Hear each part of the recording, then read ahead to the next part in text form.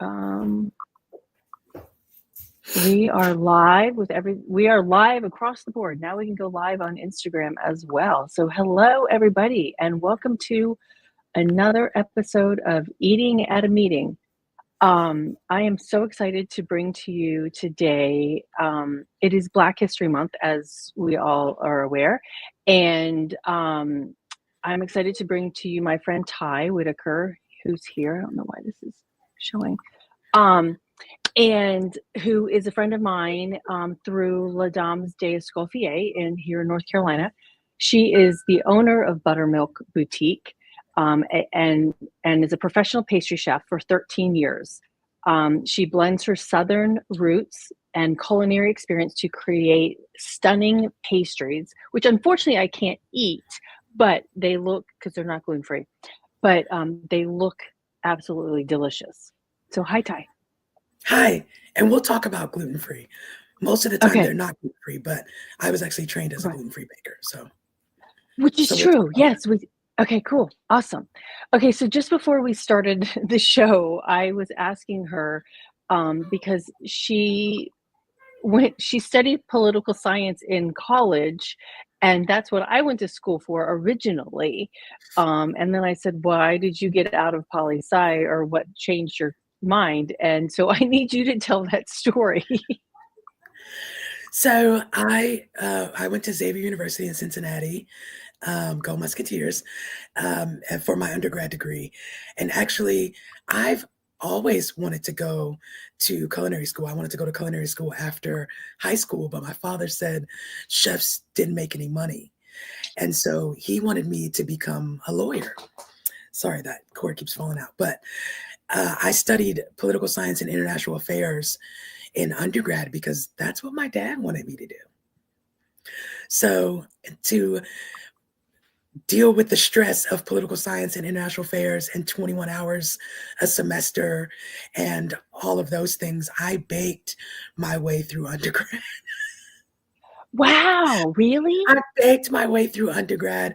I did not do well on the LSAT.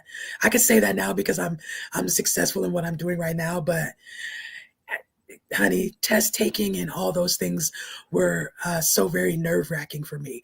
So I was not a great test taker. So that LSAT kicked my butt, and I just baked my way through and cooked my way through for friends during, debates and all those things. I loved political science in the sense that I liked to debate, but like when it came to test, I was not your girl.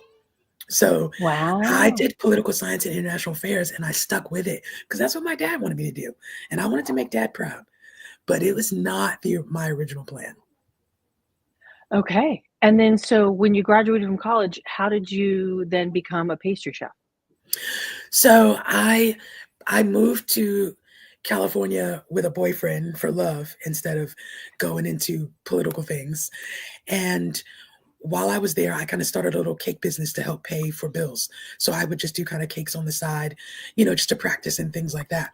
I found Boston University's program in gastronomy, their graduate program. And so I didn't want to go backwards to culinary school because I had already had a bachelor's degree. So I didn't want to rack this up. So I'm like, how can I go further but still get that food experience? I found the gastronomy program in Boston, which is the study of food and culture. And that was a very pivotal moment in starting my career.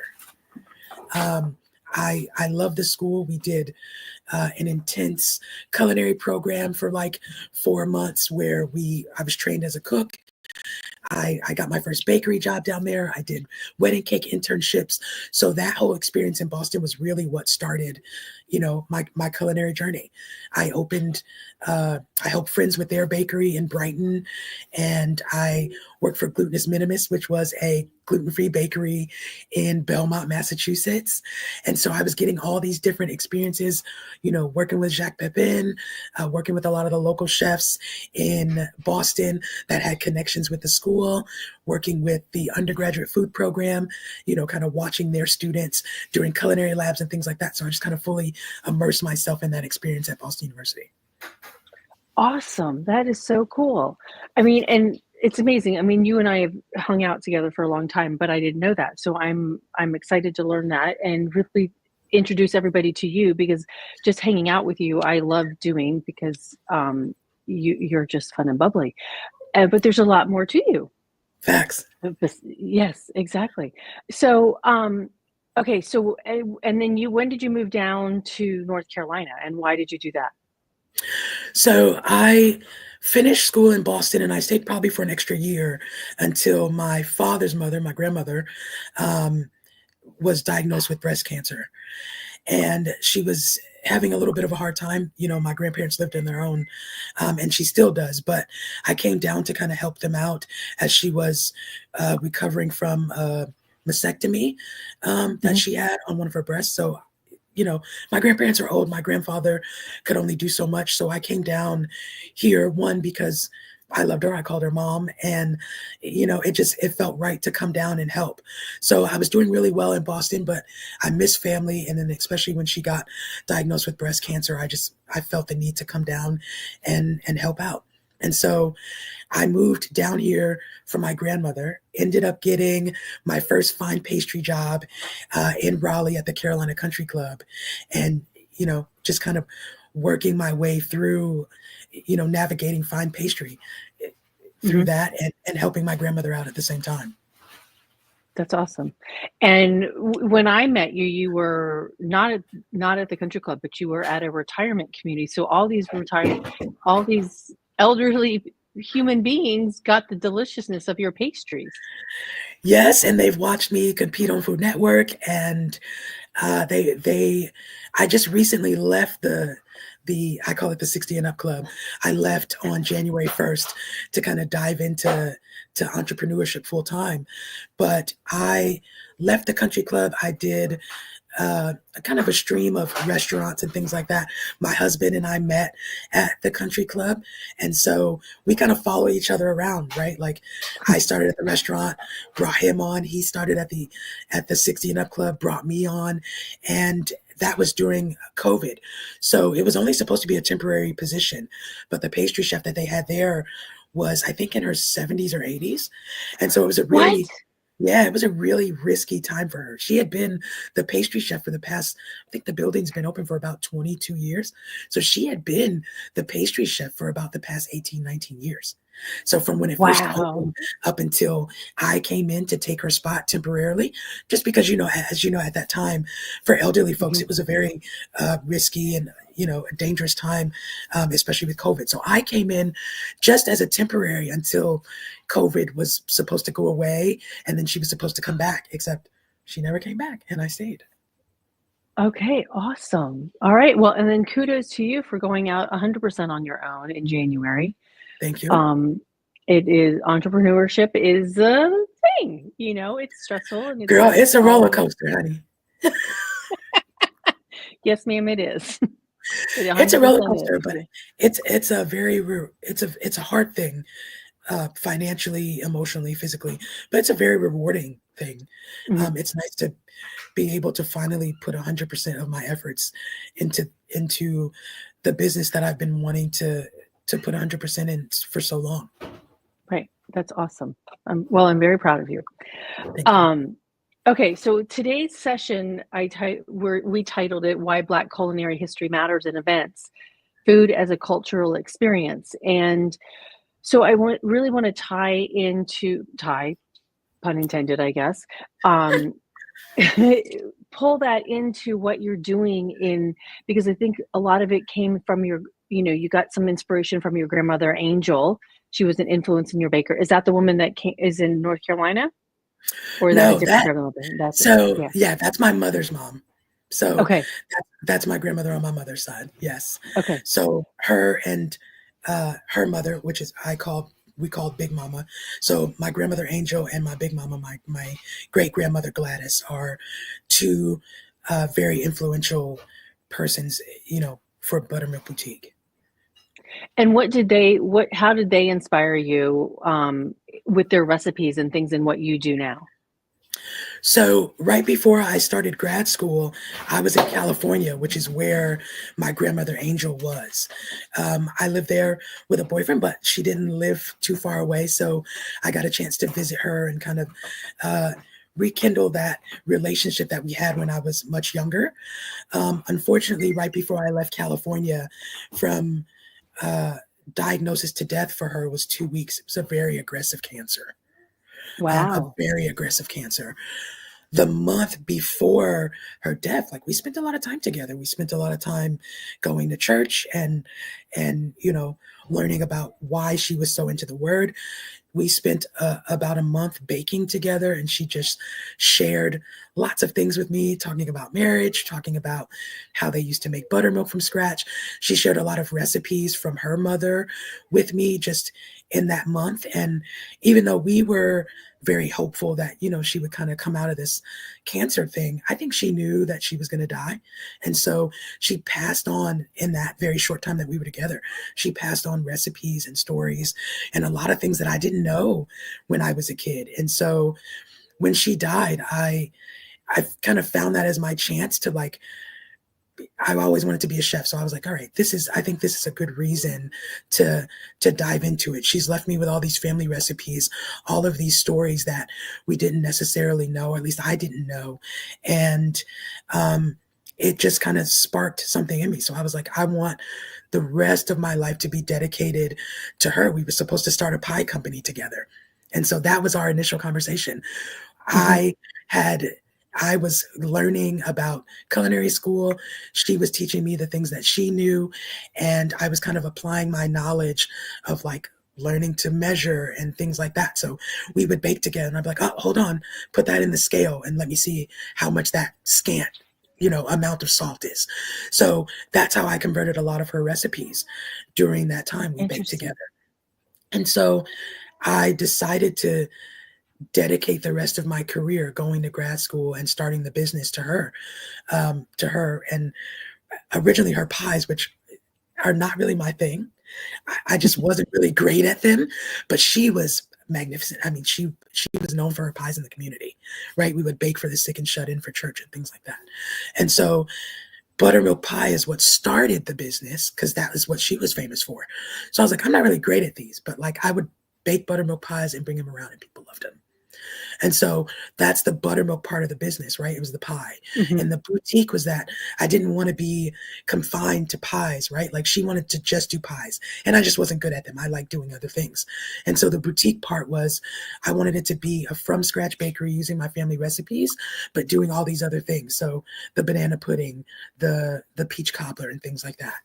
And going to culinary school was where I got those skills, and where I decided that I wanted to up the ante and make things fancier. So, how could I bring all those familiar flavors, that nostalgia, while really bringing the skill and presentation to it? That's awesome. Well, and I was just going to pull up your Instagram because for some reason I don't think I went live because I did the one thing that I wasn't supposed to do and accidentally closed my live. But That's okay. anyway, so Mine is live as well. yours is live. Mhm. But I was going to pull up some pictures for people of some of your pastries, and let's see if I can do this here. Let's see, share screen, window. Let's do that. Okay. Oh, there we go. Okay. So some of well, here's a cake that you just did, right? Oh, yes. Yes. Yes, for a chef friend of mine. Um, yes, that was for his girlfriend for her birthday. Very pretty. And then, but one of the things that we're talking about too is what you're doing with afternoon tea. Oh, yeah. And, because so you're doing all of these different pastries and these little sandwiches and things for your tea. Let's talk about how I'm going to take this off now real quick. How do I do that? Stop screen. Okay. And come back here. How did you come to start doing afternoon teas? Because it really does tie into Black history, right? So, go ahead. Yeah. Now I was going So, to say, because you shared you shared an article with me that talks about how Black tea houses have a deep-rooted history in the Black community, originating from the 18th century. These tea ceremonies, a tradition among slaves on their day of rest in New Orleans, evolved into a symbol of community and giving. That's awesome. I had no idea. Yeah. So I have to be totally honest with you. The original tea idea is always something that I wanted to do, but I didn't really Mhm, have the capacity to do it. There are some wonderful women down here, the Linderman family, who owns the house on Barber Mill here in Clayton. mhm, They approached me because I think they're originally a wedding venue, but they also host a lot of different events. And during some of these different events, like a Mother's Day tea and all these things that they were having, they said that a lot of the women in the community were approaching them about, not having a place to have afternoon tea. They're like, in order for us to have something like this, we have to go to Chapel Hill, or we have to go to Durham, or we have to go out to this hotel or that hotel. And we wish there was something closer. And so I did a lot of their dessert caterings. And so they brought the idea to me as like, hey, we would like to host afternoon tea here, but we want someone of your caliber to host with us. And I was like, this is great, because afternoon tea is something that I've always wanted to do. I didn't know, I'll be honest, I didn't know much about it besides, there's little tea sandwiches and there's tea. But I started to get into the history of afternoon tea and found out that it was a very big part of African American history starting in slavery. So these tea parties started out just as something fancy that we wanted to do for the Clayton area, and it has turned into something that we've actually become very passionate about. One, because it allows my husband and I to work together. He's a savory chef, so he kind of runs the savory part of the menu while I run the sweet. And Black History Month, we saw as our opportunity to bring our culture in and make the tea something that is not only something that we were passionate about, but that something that we could showcase our background and mm. pay tribute and homage to Black history. So That's awesome. our very first Black History Centered Tea was held in Asheville this past weekend at Ivory Road.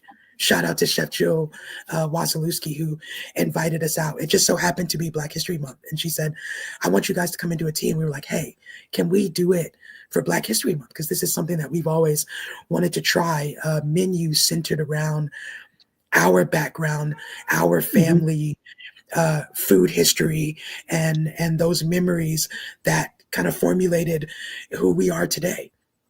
And so we That's thought, awesome. how can we bring that into afternoon tea? And here we are. Well, and then and you had what, like 50 people attending that tea, right?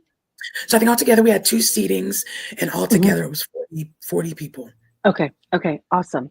And that was in Asheville, North Carolina, and you're doing one this weekend, right? I'm In doing Chapel one Hill? this coming Saturday in Chapel Hill, the 22nd, at the Root Cellar in Chapel Hill. And who is owned by Sarah Cooney, our friend. Yes, But Sarah Cooney. She's such an awesome yes, person. she is this awesome person. But you're also partnering with that for that tea with a couple of other Black food entrepreneurs, right? Is So that right? a couple of Black women-owned Mhm, businesses. We are partnering with Blackology Coffee and Tea Company out of Raleigh. They're providing mhm. some local handmade teas for us. They're also providing some of their coffees that they've um, paired with our menu. So we got together, showed them our menu, and they brought some very wonderful, flavorful coffee and tea pairings that we're going to be serving at this tea in Chapel Hill, and that we also served at the tea in Asheville. Okay, now that's really interesting to me that you can pair coffee and tea with food. So talk about a little bit about that, because you typically hear, I'm going to pair wines with food. So how is that? How do you do the coffee and the tea? I mean, I know So you're the pastry side, but no, that's all right. I mean, shout out to Lori who is the owner at Blackology, she reached out to us. She also is a chef, and so she's got that culinary background. And so we showed her the menu, and on the menu for Saturday, we've got, Big Mama's banana pudding cheesecake. We've got yellow cake with chocolate ganache. And so she took that and said, hey, here are some coffees that pair well with these flavors. This coffee is going to bring out the chocolate in your cake. This coffee is going to bring out the banana and the caramel notes in your cheesecake. And so we really leaned on her to say, hey, here is our menu. Could you give us some things that we could offer our, guest that would pair well with this if they wanted to have coffee with their dessert portion? Or, she has some teas that go really well with some of our savory options, like our pimento cheese sandwiches or our deviled eggs, right? So she's like, hey, this is going to bring out, this is going to help that tanginess in your mustard seed, on top of your deviled egg shine. So we've got, she was very instrumental in helping us make those pairings, just like, wine or sommelier would do for Right. your wine food pairings. That is so cool because and the fact that well, and her chef background adds to this, saying here this is going to pull out the mustard flavor, and the caramel flavors and things like that. It's really so intriguing that we when we don't necessarily think about food and beverage except for wine in pairing those things and those flavors and that how that beverage can pull out the flavor in a food, right? Yes. We really think about, you know, when you're making a pastry, how a flavor might pull something else out of that pastry, but not necessarily with the food or with the beverage. And so I think that's so cool. Facts. And we've been really intrigued and thankful for, our partners that have really helped kind of make every aspect of our tea really match together. So Hmm. Lori bringing out, giving us options to choose from with her coffee and her teas and explaining why these different coffees and teas would work well with our, menu. Glenn, my husband, who really helps that savory side kind of match up with the pastry because, savory is not my strong suit, right? The pastry is. And so, and really, um, helping me put those things together, and really everyone bringing in and understanding the fact that we want this to be a very nostalgic experience for folks while also being an upscale elevated experience at the same time, right? That's So awesome. Yes. nostalgia uh, can mean old and classical, but it can also be fine dining, right? Hmm. Cornbread can be elevated with tomato jam. Banana pudding can be elevated by using cheesecake as a vehicle, and then coupling that with, with local prosecco or with our favorite, in Asheville, we used our favorite Black actress. Her name is Issa Rae. She's got a line of prosecco out that, Oh, paired wow. really well, yeah, with some of our offerings. So just being able to kind of pull all of our favorite things in and have them match. It's That's been so cool. a really joyful experience. I can imagine. I need to figure out when I can get into one of your teas. Um, put it on my calendar so I can drive over and participate. Um, how has you talked about your grandmother and that time you spent with her and doing that, but Black culinary in history, how has that influenced you over and above just what she taught you? Is there anybody that comes to mind that really kind of influenced you, especially in the pastry side? So there are a lot of chefs that I look up to. But if I'm being totally honest, looking at these chefs um, like Carla Hall, like Chef Kwame, like even, you know, folks like Julia Child, just learning about all these different chefs, I think the one thing that I took away from all of them is that they are being their authentic selves, right? Even if I look at a lot of my chef friends, look at Chef Ade Corinna. Um, I don't know if you guys know who she is, but she's the owner of Alua Foods. She's doing a lot with her her Viennese background, bringing that food and that culture to the forefront. Chef Gerald Hawkins, who's bringing his background from Norlina and, influencing his food in Wilmington. Look at Chef Ricky, bringing his background to Durham. I look at all of these chefs for inspiration, and I see that they're all being their authentic selves, right? They are being who they truly are, and that is Yeah. being showcased in their food.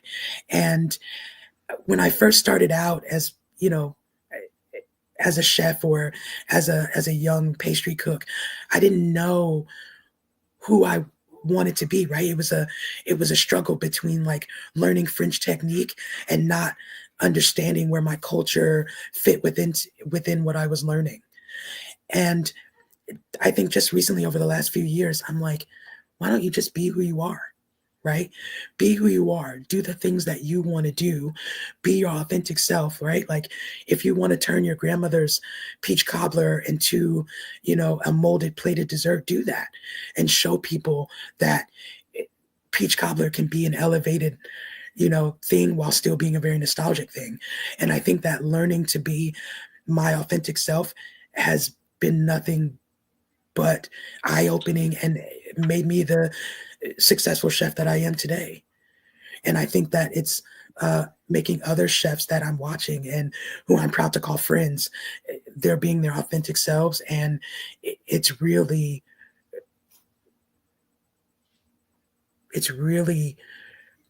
bringing them great joy and great success in being who they are, right? And not trying Right. to fit into a mold. Like I see all these people and they're doing their own thing, and you can do that and be successful. You don't have to be in this mold of a chef that I thought you would have to be, in the beginning when I was learning. Right. No, that makes complete sense. And because also being your authentic self, you're putting your heart and soul into it. And so then that to me, like we watch so many movies, even talking about that is like when you do that, that love comes into the flavors of the food that you're making. And you find that Yeah. nobody else is like you. So there are so many diverse foods and cultures out there. And I think that's what makes culinary so great, because everybody, the folks that are being their authentic selves are really introducing things that folks might not have had before. And it's turning out to be this level of experience that people are yearning for because they've never had that before. Right, exactly. So Charles Greer just popped in on LinkedIn and said, very uplifting. And it says it happens to him all the time. Thank you for tuning in and sharing that, Charles. Hi, Charles. I think I agree. And it's Ty, I mean, the stuff that I've seen you make, right? And I've watched your Instagram, and you all need to follow her on Instagram, because especially when you were, and I don't know when the last time you did one was, but you can follow her, well, buttermilkboutique.com, but that's her Instagram handle as well. But at 3 o'clock in the morning, and you're showing, the videos of you making the pastries from scratch, all of that. I mean, the hard work that you put in there and measuring it and creating it is just joyful, and watching that, and then what comes out of that is decadent. Thank you. Yeah. And I enjoy showing people the process. One, because I'm always still learning, and so I'm trying to, do something in a different way, or show people that this technique can apply to this different pastry, or how you can take the flavors that you're familiar with and make something grand. I'm gonna share this. This is your Sunday brunch eclair video. Let's see. Like, look at you making those. It looks so good. Now That was at the 60 and Up Club. that was at the 16 Up Club. Okay. Yes. So Sunday brunch was a big thing. Like people would bring their families. And so, yeah. So I'm like, I wonder what this would be like. They like eclairs, but it's hard to make, 400 eclairs. It's easier to make 400 pieces of cake. Well, and then here's your key lime pie, finishing your key lime pie. So I love your videos because I love, like I said, I love how that you show how you put it together, and you're even with Yeah, your mixers and stuff, not just finishing them off, but they look so good. thank you. Um, you're welcome. How do you what do you think it's important? Because one of the things I like to talk about too, and we have another comment over here. Um, Charles is like he's going to follow you, so um, that thank you. Please follow Thank you. her. She makes some beautiful pastries. But why do you think it's important for us to incorporate culturally significant food experiences into the food and beverage, that are served at events? I mean, you're doing these afternoon teas, and I think the culture significant. What do you think is the reason and the importance of doing that? Well, I think it's twofold. I think one, you're giving folk. I mean, and I'll take the African American experience because obviously that's what I'm closest to. But I'll take the African American experience and say that one, it gives my people a chance to experience those flavors that they are familiar with, but hopefully in a different way, or um, you know, giving them and showing that that experience can be upscale. And then I think too, it gives folks who are not necessarily African American a chance to experience something that they might not have experienced before. Um, Hmm. and three, I would say that it gives my husband and I a chance to think of ways to bring the food from our background um, into the culinary light. It gives us the challenge of figuring out how to elevate these sorts of flavors while still being nostalgic. But I think Hmm. it gives a chance to give an experience all around for the folks who are like us and for the folks who aren't. Right. I also think it gives us a chance to show the appreciation for that culture, right? Like to show folks that like you are just as important as this culture or that culture. Like culture is Right. important. We see you. We want you to feel included. We want you to feel seen, and we want you to have a safe space Yeah. to say that you can enjoy these things as well, and that you're appreciated here. Yeah, 100%. I mean, because it's not just like throwing the standard buffet of like, here's your Mexican buffet, right? Here today, and here's your Southern fried chicken buffet. I think elevating that food and beverage experience to even, like activations and kind of what you're doing with the afternoon teas, bringing those stories to life versus just like throwing everything out on a chafing dish and walk through this buffet, right? Sure. Or giving people the sense that your Southern doesn't always have to mean just fried chicken or mac and cheese Hmm. or collard greens. It can mean, a deviled egg that has all those components that, takes your mind on a journey back to that. But it's not just confined to this, right? We can still have these flavors in a brand new, exciting way. Right.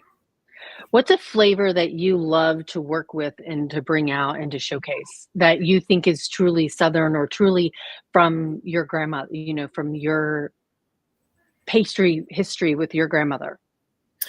I think the two biggest things that have been um, very near and dear to my heart are peach cobbler and banana pudding. I think the way my grandmother made it, making the pudding from scratch, um, I think adding that banana pudding vehicle Wait to a minute, it something. doesn't come out of a box? The No, pudding.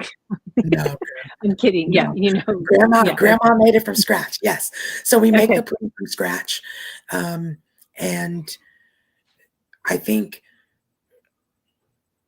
when people experience our banana pudding, even just in banana pudding form, they're really intrigued by it. They love it. People have said like, "Hey, I don't even eat banana pudding, and I love this." Or I've had people say, "We put it on cheesecake," and they were like, "I don't like cheesecake, and I don't like banana pudding, but I like this." So it's been fun, like using that banana pudding as a vehicle for other pastries and fillings. Hmm. Like I've put it in croissants, I've put it in eclairs, and people are like, "Wow, like this is Wow. this is a wonderful, this is a wonderful thing. I think the same thing with peach cobbler. I made a molded peach cobbler dessert the first time I competed on NCRLA, and I just titled it peach cobbler, and Heidi tells everyone the story. She's like, I saw peach cobbler on her list and I was like, oh, this is cute, she's going to bring us a peach cobbler.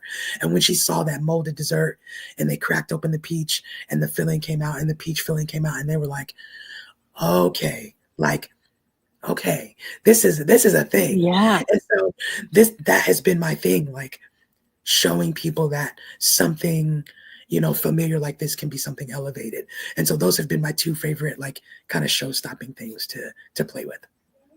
All right, Charles, and that just sounds so good.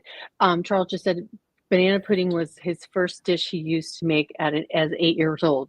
Charles, did you make it from scratch or did you make it out of the box? Because I'm going to say I made mine out of the box, not from scratch. But I don't remember my grandmother making any kind of pudding from scratch. But who knows, right? She may have. Yeah. I mean, my great grandmother would shake, like she would sit, my grandmother would tell her, like, she would sit and talk to her and she would be shaking the bottle of milk to make the buttermilk, to separate the buttermilk from the butter. So like they would sit there, have a conversation, and like, she'd be shaking the buttermilk. So like she did a lot of things from scratch, and like my grandmother just soaked that up, and I was privy to that before she died. That's so awesome.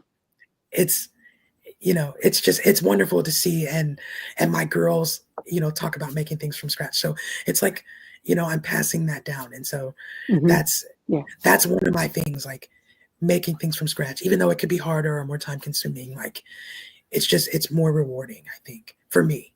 Right. Yeah. Not knocking And Charles did. Right. Oh, no, not at all. And Charles did say it was out of the box at that time. Yes. Mine too.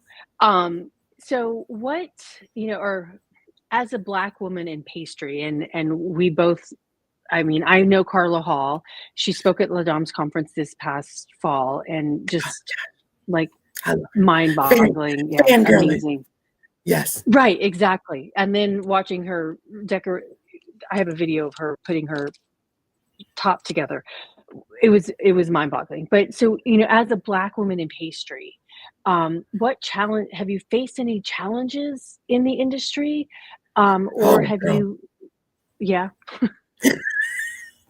Okay. Every day is a challenge, but I mean, pastry, if we're being honest, is like a very white male dominated industry still. Really? Right. So yeah, when I first got into pastry, like the head pastry chef at Carolina Country Club was an older white man. A lot of the higher up chefs were older white men. I think, the culinary world is very much still very white male dominated, but especially pastry. I mean, think of, Kings of Pastry, like that's a culinary competition out of France. Like it's very white male dominated. So getting into it was very intimidating, right? Because it's like, one, you're a woman, right? So that's already strike one. And then two, you're a Black woman, that's strike two. And so sometimes it was very frustrating. I think I'm coping with it now, but that first job was very hard. Like the chef was very harsh. Like his words were very harsh. The way he treated us was very harsh. The way he treated me was very harsh, right? Versus, the white male assistant he had. I've been skipped over before. I've trained people that have been put in positions over me. Wow. Right? It's a very difficult thing. And I think it still is, right? I feel like this is the story of a lot of Black women, a lot of Black chefs, especially like you have to work 10 times harder to prove that you deserve to be where you are. You deserve to do what you're doing. You deserve the awards that you're winning. You deserve to be called chef even, right? Like just to be called chef, right? Like I've, just so many negative experiences with that. And I think as a chef, as a younger chef, first starting out, like you look for that acceptance, you look for that, to be a part of that group. And for a long time, like, it was hard coming to the realization that, like, that wasn't the group for me, Right. right? Like, even though these are the people that were leading in this group, like, that wasn't the group for me. And so I think Buttermilk Boutique became even that much more important to me because it was a lane that I was carving for myself, right? Because if I didn't carve this lane for myself, I would still be clamoring for that acceptance, clamoring for that, um, you know, for chef to tell me I was doing a good job, right? Like, Hmm. those compliments came few and far between, but like, when you got them, it was like, dang, like, I had to work that hard for that. Like, I trained that girl that you said did a good job the other day. Like, why can't I have that too? Like, I taught Right. her how to do that. I taught him how to do that. I taught them how to do that, you know, and they were, it's like I was always the last choice, even though I think, in my opinion, I was the best choice, right? Like, Right. I trained those people. So I always felt like the last choice. And in Buttermilk Boutique, what I say goes. I am the first choice. Right. Um, and I think it's important, right? Like, I love the chefs that are working under other chefs that feel appreciated and that feel a part of the team. Just a lot of times I didn't feel like that. You Right. know, I didn't feel like that. I didn't feel accepted like that. I didn't feel appreciated in that way. I think my husband can say the same thing. He didn't feel appreciated or accepted in that way. And so that's why we go so hard for Buttermilk Boutique, because it's our passion. We deserve Right. what we're doing. We're good at what we do. We're some of the best at what we do. And if we have to give that accolade to ourselves, we will. Right. No, I will give you that accolade too. And Charles is bravo. Bravo. Thank I you, agree. Charles. Bravo. And he's listening to us from Barcelona, Spain. So Oh, thank you for tuning in. Yeah. Um, that's thank you awesome. for that, Ty. I mean, that's heart wrenching, and I'm so proud of you for stepping out into Buttermilk Boutique and doing it full time as of January 1st, and making that name for yourself even more than the one that you had, right? And then being able to bring these stories to life with both, your pastries and the savory side of cooking. So thank you. Thank you. Um, you're welcome. What doing this now, what advice do you have for chefs um and entrepreneurs looking to bring more cultural authenticity, into their work, especially in this pastry, well, not even just in general, but also for those bakers out there, those pastry chefs, those young women and men that want to, do what you're doing. Advice do you have? I think the first thing I would say is, don't be silent, right? I spent a lot of my career just doing what I was told because I felt like it was the right thing to do, right? And there's a time and place for everything, right? There is a hierarchy in the kitchen, but I think do what you have to do to have a voice, right? Because your opinion matters, your culture matters, um, the ideas that you have are good ideas, right? Don't let anybody tell you that what the ideas that you have aren't good. Because I had a lot of people say, like, that might be too hard, or I don't know how that'll go over with people. I don't care, right? I tell everybody that a lot of the pastries that I've put out have come to me in a dream. And like, I'll even wake up like, that sounds crazy, but I'm gonna try it, right? Like, I'm gonna try it. And the things that I have tried have not failed. Like, have that confidence in yourself. Don't be afraid to take up space. I feel like a lot of times, like, it can be very intimidating, especially the culinary world, um, because a lot of Black and brown chefs don't have the resources that other chefs have, don't have the support that other chefs have, um, don't, don't get the recognition that other chefs get. Right now, it's just my husband and I. And I think we have a very small tribe, but even without that tribe, like all we have is each other, and like we make it happen. And so it's okay. Do it scared, do it by yourself, do it late at night. Like just do the thing that you think about, because if you don't, that feeling will haunt you forever.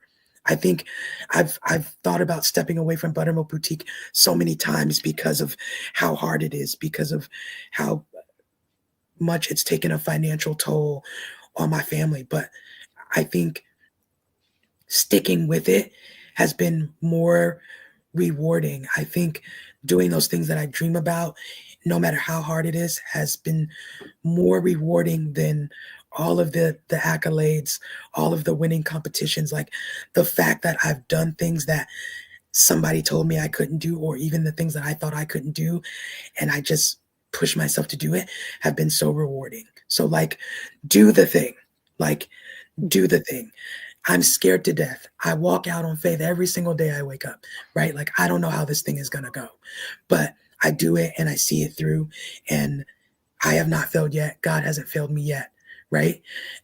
So do it. Do the thing. Take up the space. Say the thing that you're thinking about.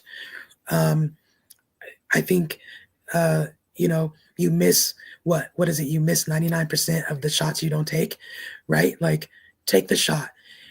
It's not going to kill you. If it doesn't work out, there's always something else.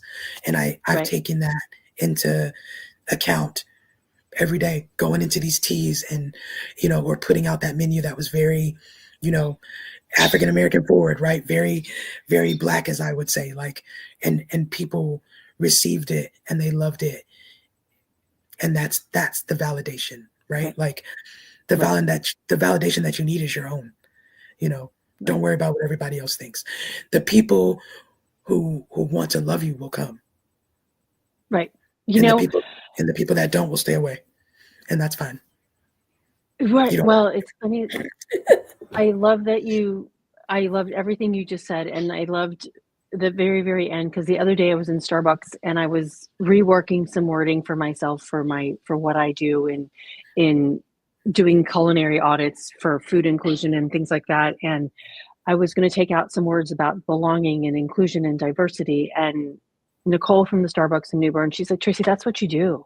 She's like, don't take that away from yourself. If the people don't like what you're saying, then they're not your clients, right? Facts. And do exactly who you are and be who you are and put that out there, and that's who will come to you. And so you just said that exact same thing, and so thank you. I mean, I needed to hear it. You need to hear it yourself. Other Facts. people need to hear it as well. So thank you. Yeah, no problem. Yeah. Yeah. Especially now. Hmm.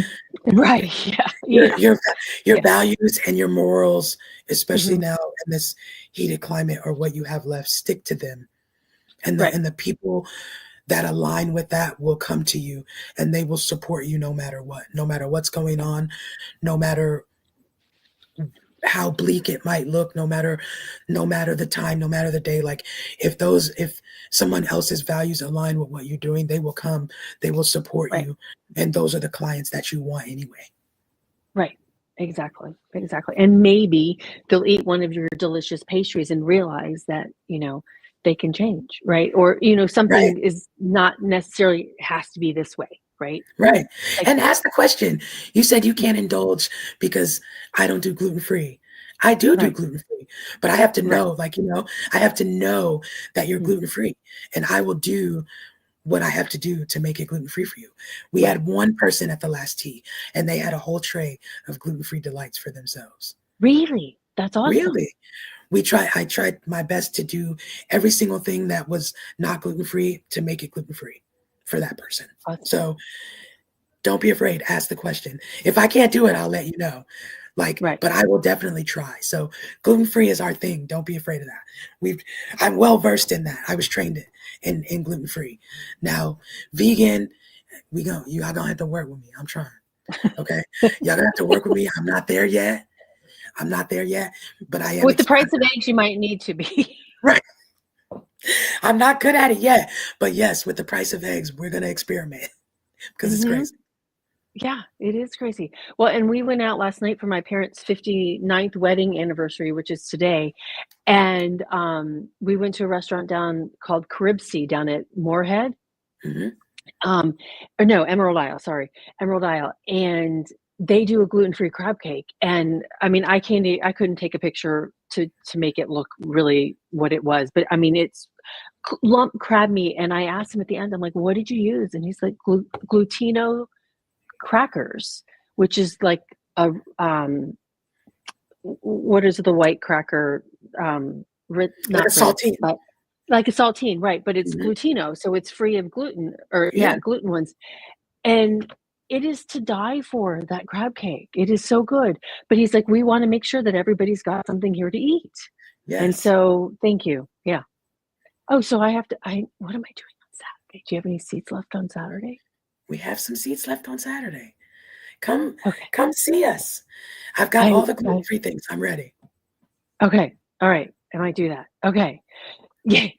Okay. Is there anything else that I'm gonna now put your here's Ty's Instagram, and is it Facebook as well? Oh, Buttermilk. it's at Buttermilk_boutique for Instagram.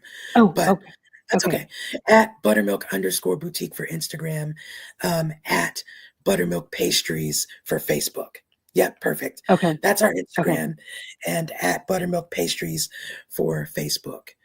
And we try and Okay. just make sure everything that we post on Instagram carries over to our Facebook Right. page. Mhm. It's a lot And easier then, to do it that way. yeah, buttermilkboutique.com is our website. Okay. All right. So yeah, Awesome. and tickets are still on sale for Saturday Okay. in Chapel. Awesome. So yeah. In Chapel Hill. Okay. Mhm. Awesome. At At Root the Cellar Root Cellar. Cafe. Yeah, Yeah, at at Root the Cellar Root Cellar Cafe in Cafe. Chapel Yeah. Hill. Yep. Okay. All right. Awesome. Well, is there anything that hey, Charles just said already added on Instagram? You got a new follower. Yay! Thank you, Charles. Um, is there anything to close out this conversation? I mean, we didn't talk a whole lot, totally, focus on Black history, but I think we did. But is there anything else that you want people to take away in understanding what Black history in pastry and cooking, Black cooking means to you and what you're doing and going forward? Um, yeah, I think Black history, especially in food, and the biggest thing that I take is that most of my memories as a kid and from back in the day are via food. So a lot of my relationships centered around food, like my relationship with my grandmother, we were really close because of our love of baking. And because our love of God, a lot of my friends, right? I went to grad school with our main connection was food. I think the one thing that I would want people to take away is like indulge in your history, do the research, you know, find out what it's about. What are those things that are nostalgic to you, especially for chefs? Like, what are those things that are nostalgic to you? Because more than likely they're nostalgic to someone else, right? To a lot of other people. Lean into that, especially if you're wanting to represent your culture, no matter if you were, no matter how you were trained, right? Like, I feel like a lot of folks that go to culinary school are trained French, right? You can flip that and you can apply those same techniques to your cultural food background. So pull from those memories. Like, I can't tell you how many times like people have come up to me and say, my grandmother used to make a cornbread and that reminded me of that, or that banana pudding reminded me of this, or that cake reminded me of that. So it can be in any form, right? Pull from those memories and pull from that flavor profile that you loved, because somebody else is going to love it, and you're going to introduce something to someone that either brings up a good memory from their past or that creates a new one. That's awesome. Oh, thank you so much. I needed you today. Thank You're so you. good. I love you. Love you too. And let's see if again, here's Ty's Instagram handle, and check her out. Please follow her. Please buy her pastries. Are you shipping yet?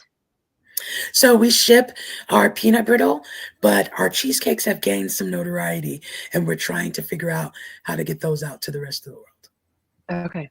And you and But Rhonda need to hook up to talk about shipping stuff. yes, I love Rhonda. Yes, she's another La Dame pastry person in Yes, North Carolina. Yeah. her rum cakes and her lemon curd are to die for. Yes, yes.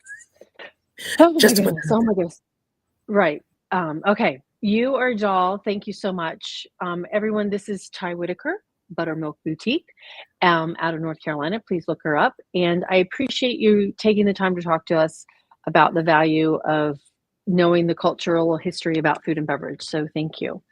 Thank you for giving me space to share. I appreciate that. You're welcome. You're welcome. Next week, I will be here with Deborah Van Treese. Did I say that right? Yep, from Atlanta, talking about soul food. And then I know. And then in March, it is Women's History Month. So I will be featuring a variety of women who are making history with the food and beverage that they're making or supporting. So stay tuned for that. And if you need any help in creating inclusive environments, give me a shout. That's what I focus on. I'll talk to you soon, everybody. Thank Until then, you. stay safe and eat well. Thanks, Ty.